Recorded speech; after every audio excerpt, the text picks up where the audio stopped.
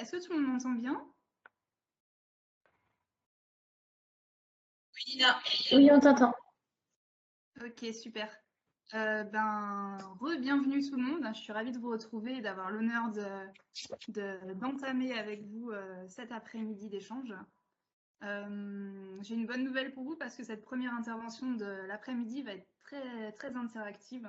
Ça va être vraiment un moment d'échange puisque notre intervenant qu'on va accueillir, qui est Sané, qui est déjà là, vient en fait pour répondre à toutes vos questions.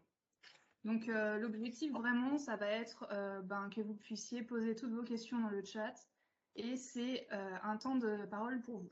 Donc profitez-en, n'hésitez pas. Ne soyez pas timide, je vais de toute façon ouvrir le bal des questions. Et puis voilà, profitez de ce super moment que nous offre Emmanuel. Merci beaucoup Nina. Alors je le redis, c'est vraiment un moment d'échange pour vous. Vous posez un maximum de questions. Il n'y a pas de questions bêtes, il n'y a pas de questions naïves. J'essaierai de répondre à l'ensemble de vos questions autant que possible. Je souhaitais vraiment que ce moment vous soit dédié, plutôt que ce soit une présentation un petit peu formelle. Donc je vais me présenter très rapidement. Je m'appelle Emmanuel Tanet, je suis juriste de formation, je suis devenu contract manager il y a 7 ou 8 ans. Je travaille chez Schneider Electric et je suis le manager je ne vais pas vous passer tous les détails de l'organisation Schneider Electric, on pourrait y passer je pense 2 à 3 semaines. Donc je suis le manager de l'équipe de contract management qui s'occupe des projets les plus complexes à l'international, avec pour terrain de jeu privilégié assez grand l'Amérique du Sud, l'Afrique, le Moyen-Orient. Mais il peut y avoir des projets complexes qu'on va traiter en dehors de ce grand terrain de jeu. Voilà. Donc j'en dis pas plus sur moi. Et Nina, je vais vous laisser poser peut-être la première question. Oui, je vais ouvrir le bal pour lancer le sujet, pour que tout le monde ose après poser les questions. Donc ma première question, et elle va s'accompagner d'une petite présentation qu'Emmanuel a préparée. Ma première question, c'est quel est le périmètre d'intervention d'un contract manager? Alors, le périmètre d'intervention d'un contract manager, on pourrait dire qu'il y a autant de périmètres d'intervention et de définition qu'il peut y avoir d'entreprises. Donc, je vais vous présenter ce que je connais au sein de mon entreprise. Notre équipe a la chance de pouvoir évoluer tant en début de phase d'offre que jusqu'à la fin de l'exécution. Il y a des sociétés qui vont mettre des contract managers uniquement en phase d'offre, plutôt dans un rôle de risk management, et d'autres sociétés qui vont mettre des contract managers plutôt en cours d'exécution, pareil, pour maximiser les opportunités et gérer les risques. Au sein de mon équipe, et c'est pas partout pareil au sein de la communauté des contract managers chez Schneider Electric, mon équipe est impliquée du début de l'offre jusqu'à la fin de l'exécution. Comme vous pouvez le voir sur ce premier slide, on voit que le contract manager, il a un rôle un petit peu d'interface clé avec des fonctions qu'on dit corporate. Donc vous allez avoir le département juridique, le département assurance, risque et assurance, la finance, la fiscalité et les douanes, et le risk management. Donc ça, c'est une première type de collaboration qu'on va avoir en interne, c'est faire l'interface avec toutes ces fonctions corporate qui vont être qualifiées, ce qu'on appelle en interne généralement de spécialistes, d'experts ou de subject matter experts. Donc Nina, si on peut aller sur le slide suivant, s'il vous plaît. Alors voilà, c'est bon, j'ai changé. Merci. Que ce soit en phase d'offre ou en phase d'exécution, en avant-vente ou en réalisation, autrement dit, le contract manager, il est également membre d'une équipe projet. Alors, une équipe projet, pour vous, je comprends, vous comprenez plus ou moins. Si vous êtes en alternance, vous avez peut-être déjà des notions de ce qu'est une équipe projet. Chez nous, soit on va être en offre et l'équipe projet va être pilotée par ce qu'on appelle un BM ou un TM, un business manager ou tender manager. Voilà. Et en phase d'exécution, l'équipe projet va être pilotée par un project manager ou un chef de projet, voilà, le PM. Et au sein de cette équipe projet, que ce soit en offre ou en exécution, on va être amené à collaborer, à échanger avec nos collègues qui sont soit un planificateur, soit un profil plus financier, un project controller, soit un technical leader, soit quelqu'un qui va être plutôt dans un rôle d'ADV, d'administration des ventes, ou contract administrator, et évidemment avec un acheteur. Donc en synthèse, le rôle, le positionnement du contract manager chez nous, ça va être de travailler avec des fonctions corporate, leur poser des questions, les challenger, leur amener des éléments de réponse, et également aussi être un membre à part entière au sein de l'équipe projet. Voilà. Est-ce que j'ai répondu à votre question, Nina?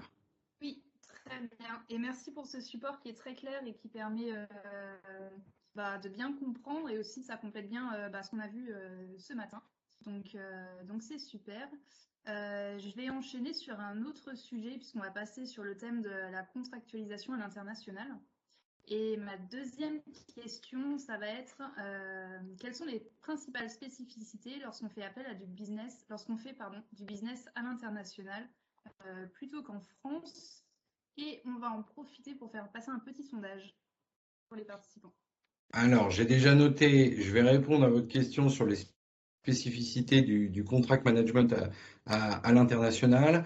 J'ai noté deux petites questions qui étaient intéressantes dans le chat, je me permets, puisqu'on avait dit que la parole était vraiment donnée aux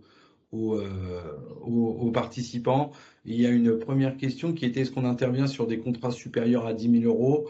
Bon, ça va dépendre de la catégorisation des projets au sein de notre entreprise. Ça dépend de la maturité aussi des entreprises dans ce qu'on appelle les projets, grands projets complexes.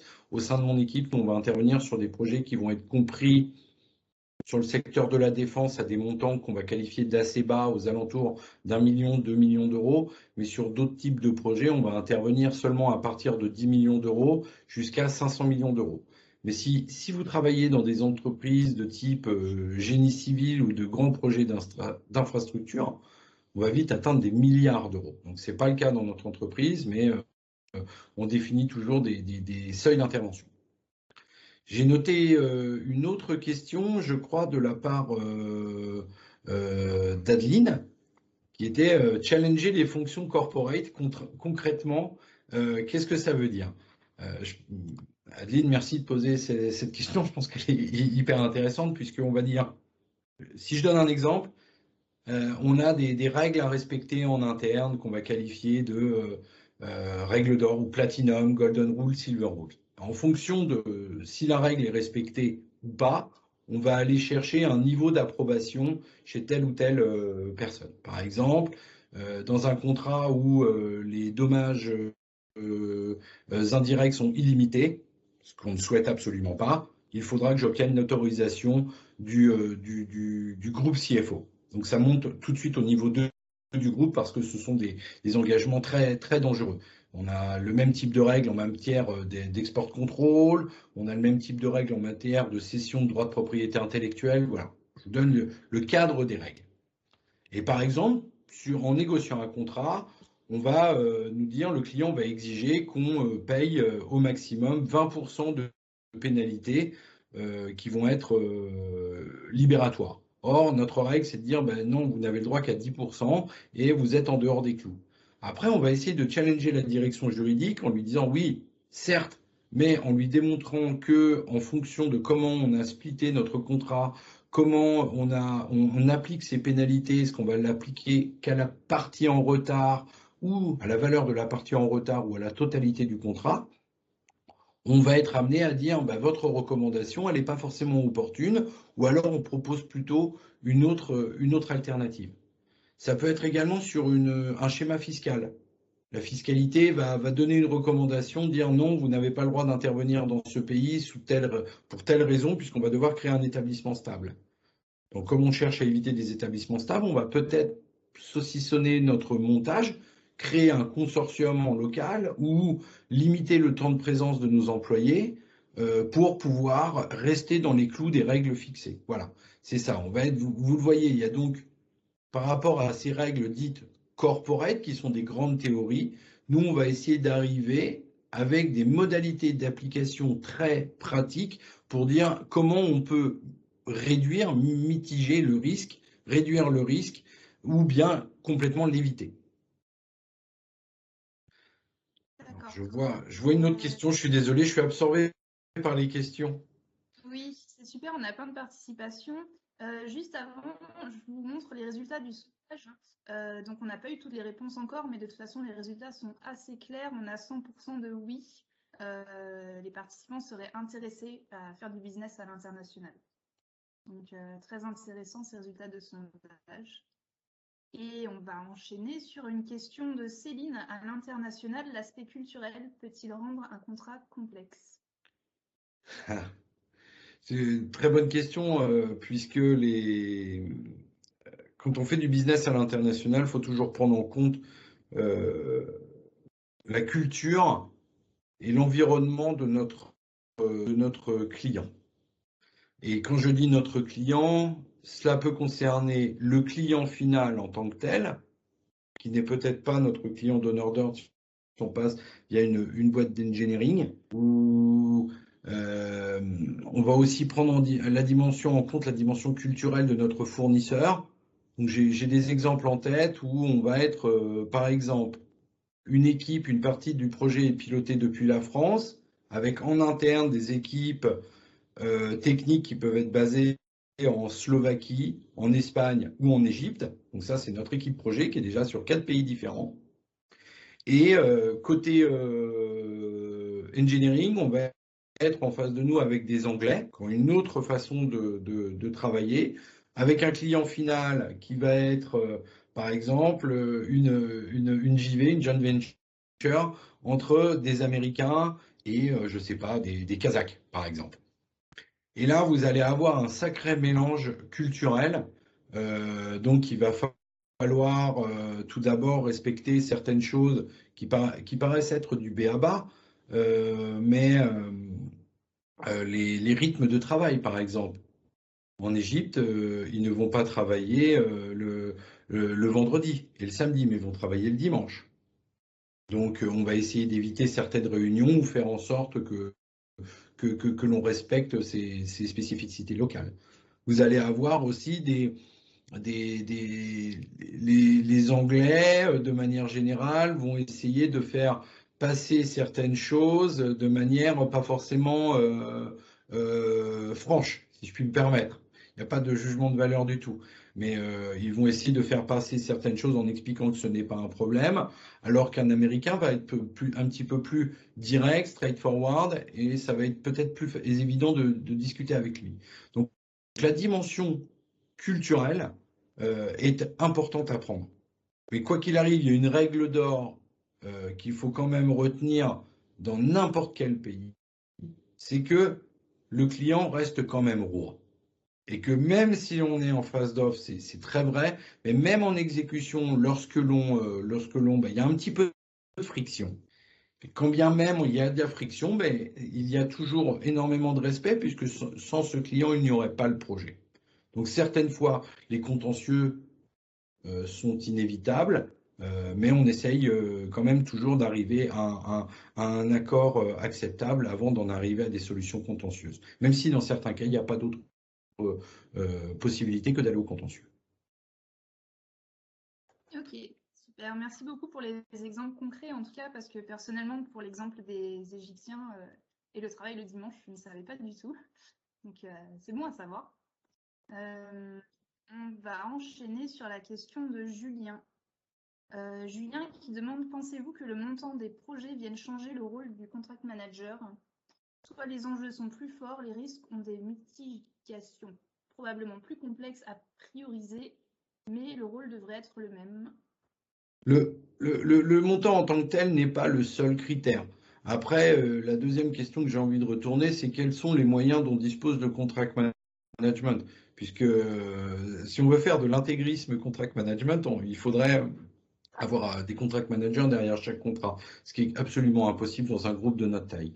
Donc obligatoirement, on va définir des critères, on va classifier les projets selon de multiples critères, dont le prix, l'exposition au risque, le risque technique, les aspects fiscaux, le schéma contractuel.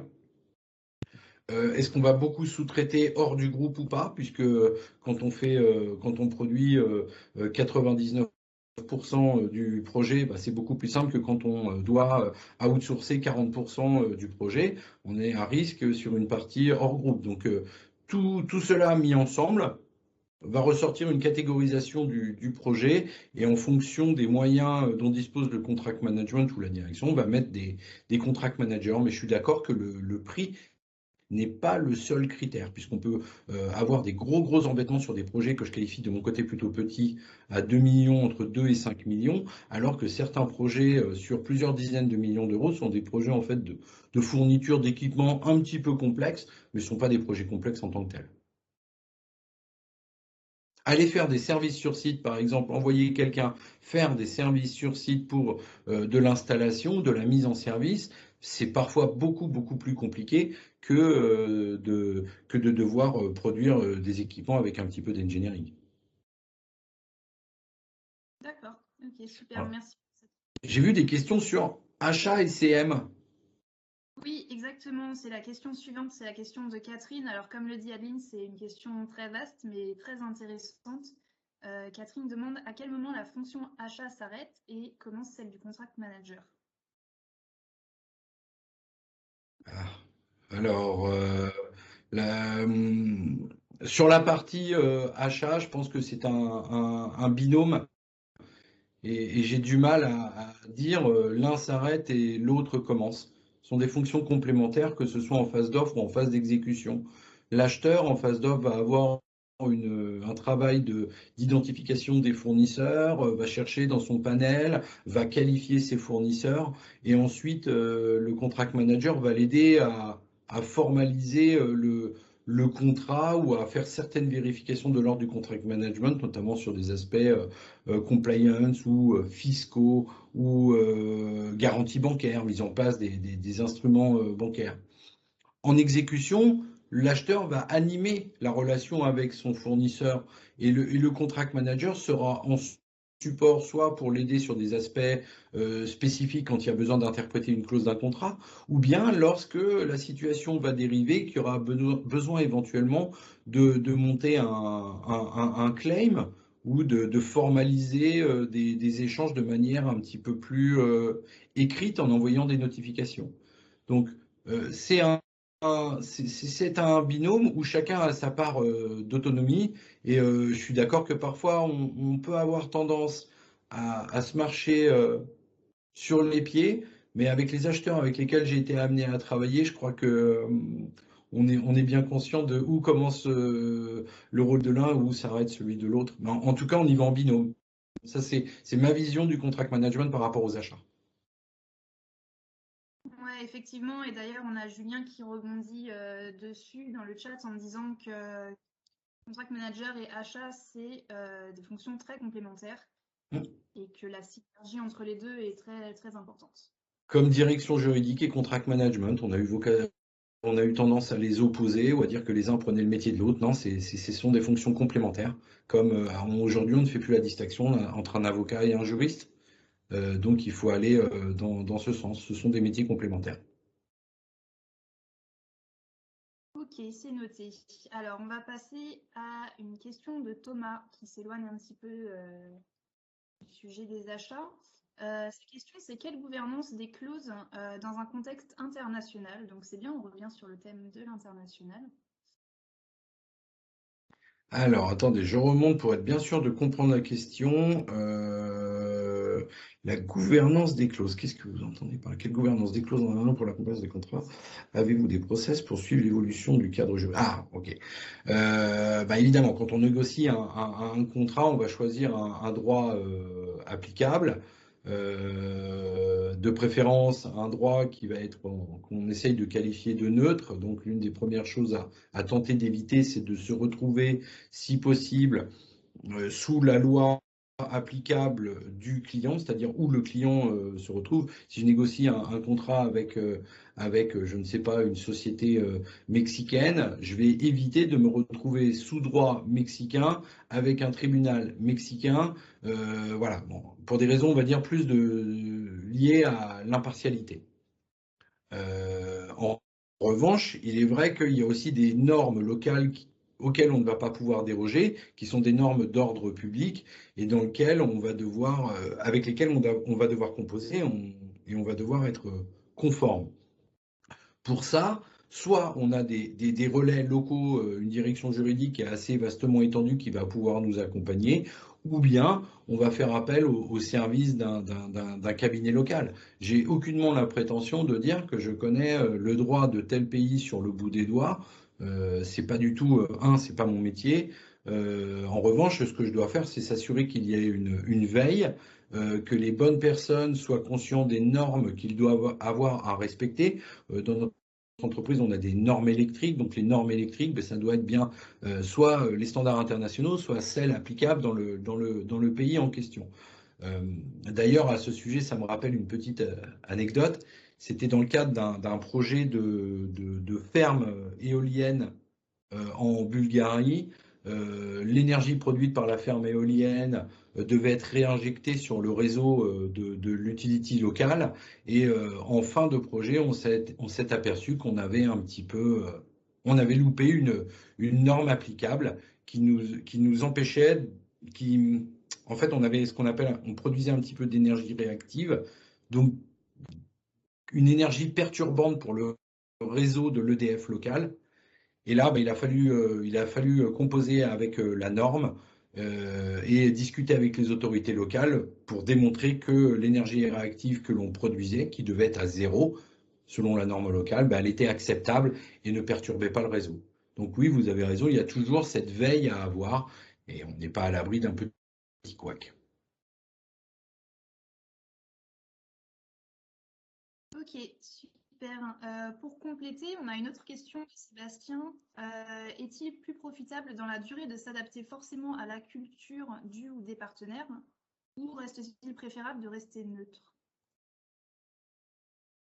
Alors dans le rôle d'un contract manager, on devrait plutôt rester neutre. Mais en restant neutre ne veut pas dire rester neutre ne veut pas dire ne pas prendre en compte la culture. Il faut faire preuve d'empathie. Donc on est là, on est sur un petit peu, on va revenir plutôt sur un sujet qui a été abordé cette semaine au sein de la FCM, sur les savoir-être du contract manager. Il faut faire preuve quand même un petit peu d'avoir un bon sens de la communication. Il faut savoir interagir. Donc, il faut être un petit peu médiateur, il faut savoir travailler en équipe, il faut prendre conscience des contraintes. C'est très important d'être conscient des contraintes euh, opérationnelles du client, mais également des contraintes culturelles. Sur des projets en Irak, euh, sur lesquels j'ai été amené à être impliqué, on avait beau avoir raison d'un point de vue opérationnel, ça faisait complètement sens. En revanche, pour notre interlocuteur, ce que on lui demandait le mettait complètement en porte-à-faux par rapport à sa hiérarchie considérant qu'il n'arrivait pas à nous faire marcher au pas. Là, c'est pas évident. C'est pas évident et on est obligé de prendre en compte cette dimension culturelle. Et là, on va pouvoir éventuellement faire intervenir des relais locaux. C'est peut-être pas forcément au niveau de l'équipe projet que ça va se traiter. On va faire intervenir des gens qui ont l'habitude de faire du business avec les Irakiens. Donc, soit nos représentants en Irak directement, soit nos équipes commerciales qui peuvent intervenir du Liban, qui connaissent bien la région. Donc, faut pas opposer les deux. Neutralité ne veut pas dire absence de prise en considération de l'importance de la différence culturelle. D'accord, on comprend bien en tout cas que c'est un enjeu très important à bien prendre en compte au quotidien. On a une question de Omar et je pense qu'après on pourra passer aux questions que nous a préparées Céline. Je pense que Céline est présente, je l'ai vue tout à l'heure. Il reste 5 minutes, attention. Oui, il nous reste 5 minutes, donc on va aller rapidement. Donc déjà, oui, la question de Omar. Quelle place occupe la relation fournisseur-client dans le cycle de vie d'un contrat? L'aspect relationnel et commercial est-il indispensable pour un contract manager aujourd'hui? Alors, arbitrairement, je ne vais répondre qu'à la première partie de la question, sinon je vais dépasser les 5 minutes. Donc, sur la place qu'occupe la relation fournisseur, relation client, pour le contract manager, la première étape que l'on va avoir à faire, c'est que l'on va devoir finir la négociation du contrat client et obligatoirement, on va faire ce qu'on appelle un back-to-back. On va identifier les principales clauses du contrat client que l'on va devoir négocier, voire imposer à notre fournisseur. Donc c'est le premier type de relation. Ensuite, lors de la relation en cours d'exécution, il est évident que certaines demandes du client vont nécessiter que l'on fasse des demandes au fournisseur. Peut-être que ce fournisseur va nous dire, ben oui, ça c'est compris dans le prix, ça ce n'est pas compris dans le prix, et lui va nous soumettre un change order. Et ce change order, nous, on va devoir aussi le pousser chez le client final, en lui expliquant, écoutez, ce n'est pas dans le scope, euh, et on doit être compensé. Alors, il faut faire très attention parce que dans certains cas de figure, quand on a mal négocié le contrat, on peut se retrouver dans une situation où le client, on lui doit ce qui est demandé, donc il ne va pas avoir à payer en plus. En revanche, on a mal négocié notre contrat avec le fournisseur et le fournisseur, on va devoir lui verser de l'argent. Ce qui fait qu'à la fin, c'est nous qui allons perdre un petit peu d'argent sur cette opération. Je vois que Céline est présente et insiste. Oui, Céline. Alors normalement, Céline, tu peux activer ton micro. Donc je ne sais pas si tu veux poser tes questions que tu as préparées toi-même ou si tu préfères que je... Bonjour Emmanuel, bonjour Nina, merci beaucoup. Je vois qu'il reste très peu de temps, donc en fait, je vais aller cibler surtout deux questions en particulier. Emmanuel, si je vous dis communauté contract management, par les contract managers et pour les contract managers, quels seraient les meilleurs conseils à donner pour un jeune qui débute dans ce domaine? Ben, en un mot, je vous dirais deux choses. D'abord, la réponse politiquement correcte, il y a la FCM. Donc, faut pas hésiter à entrer en contact avec les membres de la FCM qui mettent en place des actions notamment de coaching ou de mentoring, qui relaient des bonnes pratiques. Donc, allez sur le site de la FCM. Il y a aussi au niveau international l'IACCM. Bon, voilà. J'essaie de tenir le temps. La réponse, en revanche, par contre, sur votre question, m'interpelle ça fait un petit peu de nombrilisme. Du nombrilisme. La communauté des contract managers par les contract managers pour les contract managers. Il faut toujours garder à l'esprit que c'est bien d'avoir une communauté d'experts et de pratiques. En revanche, il faut avoir les yeux ouverts et rester éveillé à ce qui se passe autour. Et il ne faut pas se regarder le nombril. Donc aujourd'hui, quand on parle de digitalisation, le monde des CM a un petit peu du mal à y aller, mais il faut regarder les autres fonctions qui se digitalisent, les outils qui sont à la disposition du marché, il faut regarder les pratiques qui se font dans d'autres communautés telles les project managers. Il ne faut pas regarder que soi-même, sinon on ne va pas évoluer. Voilà, ça c'est mes principaux messages. Super, bah écoutez, merci beaucoup et ça me permet de rebondir justement sur une dernière question. Cette fois-ci, question acculturation contract management pour justement éviter l'idéologie du nombrilisme du contract manager avec l'idée communauté par et pour. Cette fois-ci, quels seraient vos conseils pour un onboarding réussi avec l'ensemble des parties prenantes dans une organisation? Qu'il rencontre l'ensemble des managers et des équipes intervenantes avec lesquelles il va être amené à travailler. Et là, donc, ça veut dire le onboarding. Pour moi, le CM, il doit aller rencontrer les achats, la direction juridique, la fiscalité, les réalisateurs, les chefs de projet, les vendeurs, que ce soit en avant-vente ou en phase de tendering. Faut qu'il rencontre toutes les personnes avec lesquelles il doit être amené à interagir. Puisque, après, il ne faut pas oublier que ce onboarding, il est essentiel, car ça reste des relations humaines et que vous obtiendrez beaucoup plus facilement des réponses, des conseils et du support de quelqu'un avec qui vous entretenez de bonnes relations et de qui vous êtes connu. Si vous débarquez du jour au lendemain en posant une question avec quelqu'un à qui vous n'avez jamais dit bonjour, ben, je pense qu'il va avoir plus de difficultés ou être plus réticent à vous répondre que quelqu'un qui lui dit bonjour tous les matins ou qui le connaît. Super, bah écoutez, merci beaucoup. De rien. On a encore le temps pour une petite question bonus. On a quelques minutes de plus. Donc Céline, si tu veux poser une dernière. Il y a Adeline qui lève la main. Adeline, vas-y. Non, mais parce que c'est un vrai sujet. Comment on fait pour favoriser le changement, la transformation, le déploiement? Tu es dans une organisation où aujourd'hui le contract management, ça pousse, ça joue des coudes parfois, mais c'était que ça existe, il y a un existant, c'est installé. J'aurais bien aimé savoir concrètement, ça a pris à peu près combien de temps, parce que je sais que ça se compte parfois en demi-douzaine, voire une dizaine d'années pour avoir quelque chose de bien installé. Et puis, parce que finalement, vous avez une belle communauté aujourd'hui, et il y a le contract management qui existe, qui est reconnu. Comment on arrive à accompagner le changement et à faire reconnaître la fonction et à faire reconnaître le métier? Parce que c'est une difficulté. Alors, pour aller vite, il y avait déjà une communauté de contract managers qui commençait à émerger quand j'ai rejoint l'entreprise il y a 9 ans. Ça s'est un petit peu robustifié. En revanche, il y a 3 ou 4 ans, on a eu quelqu'un qui a été désigné, qui a été vraiment un catalyseur. Il n'avait pas que des qualités, mais il avait une très grande qualité. C'était quelqu'un qui était extrêmement bon communicant et qui a su faire la promotion de la fonction contract management. Et quand je dis promotion de la fonction contract management, ce ne sont pas que par des mots. Il a pris des engagements en termes de résultats, en termes d'amélioration de marge, en termes de réduction des risques, et il a tenu ses objectifs. Et ensuite, il a montré les résultats que l'on pouvait obtenir, et derrière, il a structuré, il a créé cette communauté. Et je pense qu'il faut rendre à César ce qui lui revient. Et chez nous, Martin Fliss a été un catalyseur. Il y avait des équipes de contract management qui étaient un petit peu morcelées, et il a su constituer une équipe et donner une image d'une équipe sur laquelle tout le monde compte. Et aujourd'hui, on n'est pas assez. On vient nous chercher. On vient nous chercher pour notre valeur ajoutée. Bon, certains commerçants sont pas forcément heureux de nous voir arriver parce que ça apporte parfois un petit peu plus d'attention sur les risques.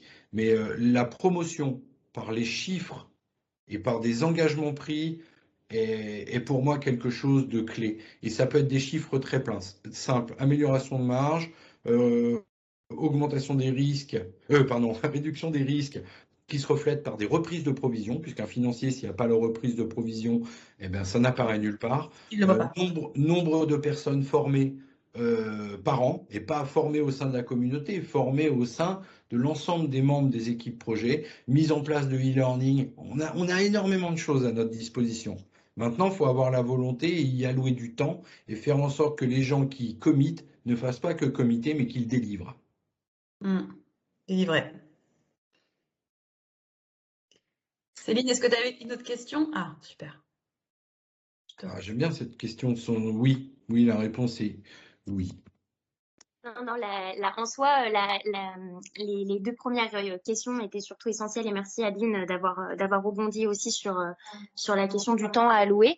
Après, ma dernière question, c'était avec les évolutions métiers liées à la digitalisation. Le métier des contract managers est-il en pleine mutation? Pleine mutation, il est en plein essor. Pleine mutation, certainement. Après, il y a contract management à la française et contract management à l'américaine et à l'anglaise.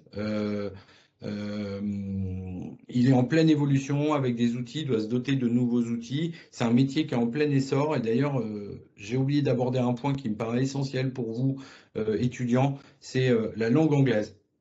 Si le contract management franco-français, désolé, mais je trouve que c'est un peu trop. Le marché est trop restreint. Si vous voulez avoir une belle carrière, avoir des opportunités, travailler dans des grands groupes, avoir des deals intéressants, l'anglais, c'est pas un nice to have, c'est un must. Moi, en entretien, si quelqu'un ne parle pas anglais, l'entretien est fini. Je poursuis l'entretien, je le finis. En revanche, c'est une candidature que je ne retiendrai pas. Donc aujourd'hui, vous avez tous les moyens d'apprendre l'anglais rapidement. Vous pouvez partir une semaine en Angleterre et passer votre semaine dans les pubs qui sont ouverts. Vous allez apprendre l'anglais très vite. Vous pouvez regarder des séries en anglais et vous pouvez vous exercer quand vous voulez. Donc ceux qui sont un petit peu en retard sur l'anglais, moi je suis parti très en retard. J'ai commencé l'anglais à 14 ans. Et j'ai réussi à récupérer une partie du retard. Mon accent, il n'est pas terrible, mais on me comprend, j'ai le vocabulaire et ça suffit. Donc on ne vous demande pas d'être Shakespeare et d'avoir un accent parfait. Par contre, avoir un blocage à parler anglais, à lire en anglais, ça Ça, c'est essentiel. Essentiel. Ok, super. Merci Alors, beaucoup. j'ai fait passer en même temps la petite question sur l'anglais, justement. Seriez-vous capable d'assurer votre poste actuel en anglais? Et on a les résultats, 64% dit oui. Donc, on dirait que le niveau d'anglais est pas si mal. Donc, c'est bien, c'est une bonne nouvelle. Je ne suis pas d'accord avec votre interprétation du sondage. Je vais être extrêmement virulent. Si vous allez dans un pays nordique, la réponse est de 95%, parce qu'ils regardent la télé en anglais. Et faut pas qu'on reste le parent pauvre de l'Europe en langue anglaise. Il y a les Italiens et les Espagnols avec qui on se tire la bourre.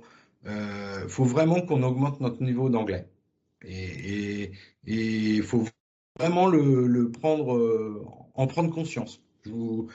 Aujourd'hui, il y a tellement d'opportunités où on va vous dire, vous vous posez même plus la question de savoir s'il faut le permis de conduire, ou encore parfois. Mais l'anglais, c'est bien plus important pour moi que le permis de conduire, avec le télétravail. Ok, bon, bah, pour les 34% qui ont dit non, c'est le moment de vous mettre au travail. Exactement. Voilà. Bon, du coup, on va conclure sur ça, parce que malheureusement, on a atteint le temps. Un grand merci, Emmanuel, pour votre présence et pour toutes vos explications qui sont super claires. Et merci aussi aux participants pour vos questions. C'était un très bon moment d'échange. Donc, c'est super. Ben, j'espère que ça vous a plu, un grand plaisir. Et j'ai cru comprendre que Céline avait également un mémoire sur le contract management. Donc si elle veut me poser quelques questions, pas trop compliquées, ce sera avec plaisir que je l'aiderai dans ce mémoire.